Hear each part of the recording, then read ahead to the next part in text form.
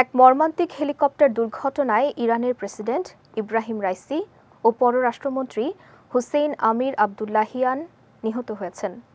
ইরানের গণমাধ্যম তেহরান টাইমসের এক প্রতিবেদনে এই তথ্য জানানো হয়েছে। একটি বাঁধ উদ্বোধন করে দেশটির পূর্ব আজারবাইজানের তারবিজে যাওয়ার পথে এই দুর্ঘটনা ঘটে। বিস্তারিত থাকছে ডেস্ক রিপোর্টে।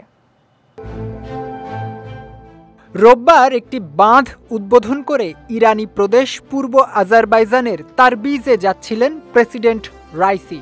এ সময় তার সঙ্গে দেশটির পররাষ্ট্রমন্ত্রী ও অন্যান্য উচ্চপদস্থ কর্মকর্তারা ছিলেন। তারবিজ থেকে ফেরার পথেই তাদের হেলিকপ্টারটি বিধ্বস্ত হয়। ইরানি সংবাদ মাধ্যমগুলোতে বলা হয়েছে, রোববার স্থানীয় সময় দুপুর 1:30 দিকে হেলিকপ্টারটি দুর্ঘটনার কবলে পড়ে। ঘটনাটি পূর্ব আজারবাইজান প্রদেশের ভারজাকান এবং জোলফা শহরের মধ্যে অবস্থিত ডিজমার জঙ্গলে ঘটেছে। তেহরান টাইমসের এক প্রতিবেদনে বলা হয়েছে, এক মর্মান্তিক হেলিকপ্টার দুর্ঘটনায় ইরানের প্রেসিডেন্ট ইব্রাহিম রাইসি ও পররাষ্ট্রমন্ত্রী হুসাইন আমির আবদুল্লাহিয়ান সহ অন্যান্য কর্মকর্তারা প্রাদেশিক রাজধানী শহর তাবরিজের পথে প্রাণ হারিয়েছেন। নাম প্রকাশে অনিচ্ছুক এক ইরানি কর্মকর্তা রয়টার্সকে জানিয়েছেন, দুর্ঘটনায় প্রেসিডেন্ট রাইসির হেলিকপ্টারটি সম্পূর্ণ পুড়ে গেছে। দুর্ভাগ্যবশত সব যাত্রী নিহত হয়েছেন বলে আশঙ্কা করছি।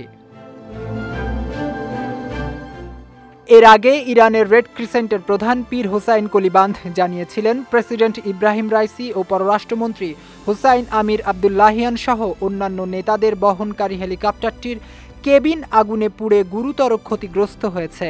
আর উদ্ধারকারীদের বরাত দিয়ে ইরানের রাষ্ট্রীয়ত্ব টেলিভিশন জানিয়েছিল, হেলিকপ্টারটিতে প্রাণের কোনো চিহ্ন খুঁজে পাওয়া যায়নি। 63 বছর বয়সী রাইসি 2021 সালে প্রেসিডেন্ট নির্বাচিত হয়েছিলেন এবং দায়িত্ব নেয়ার পর থেকে দেশটির নৈতিকতা বিষয়ক আইন কঠোর করার নির্দেশ দেন। এছাড়াও বিশ্বের শক্তিধর দেশগুলোর সঙ্গে পারমাণবিক আলোচনায় তিনি কঠোর চাপ সৃষ্টি করেছিলেন। অনেকে মনে করেন তিনি ইরানের সর্বোচ্চ নেতা হিসেবে আয়াতুল্লাহ আলী খোমেনির উত্তরসূরি হওয়ার জন্য নিজেকে তৈরি করছেন।